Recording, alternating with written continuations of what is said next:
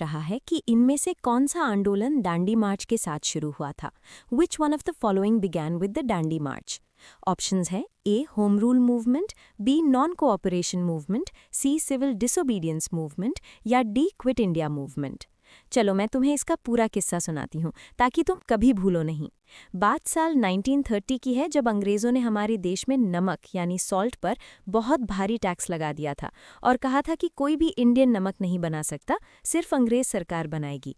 गांधी जी को ये बात बहुत बुरी लगी, क्योंकि नमक तो अमीर हो या गरीब सबके खाने की ज़रूरत है। इसलिए गांधी जी ने फैसला किया कि वो इस कानून को तोड़ेंगे। उन्होंने अपने आश्रम से चलना शुरू किया और पैदल चलकर समुद्र के किनारे दांडी नाम की जगह पर गए। वहां उन्होंने ज़मीन से मुट्ठी भर नमक उठाया और अंग्रेज़ों का बनाया हुआ कानून तोड़ दिया। अब यहाँ से असली खेल शुरू होता है।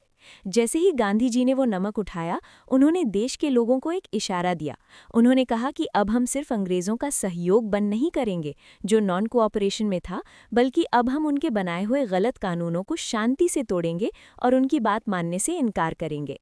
अंग्रेजी में इसको कहते हैं सिविल डिसोबीडियंस, यानी सविनय अवज्ञा, जिसका मतलब है विनम्रता के साथ कानून की अवज्ञा करना। जैसे ही दांडी मार्च खत्म हुई, पूरे देश में लोगों ने अलग अलग कानून तोड़ने शुरू कर दिए और इसी तरह सिविल डिसोबीडियंस मूवमेंट की शुरुआत हुई। इसलिए इसका सही जवाब है option C, civil disobedience movement. बाकी ऑप्शंस इसलिए गलत है क्योंकि वो अलग टाइम पर हुए थे। नॉन कोऑपरेशन मूवमेंट 10 साल पहले 1920 में हुआ था और क्विट इंडिया मूवमेंट बहुत बाद में 1942 में हुआ था। दांडी मार्च सिर्फ और सिर्फ सिविल डिसोबीडियंस मूवमेंट की चाबी थी, जिसने इस आंदोलन का दरवाज़ा खोला था।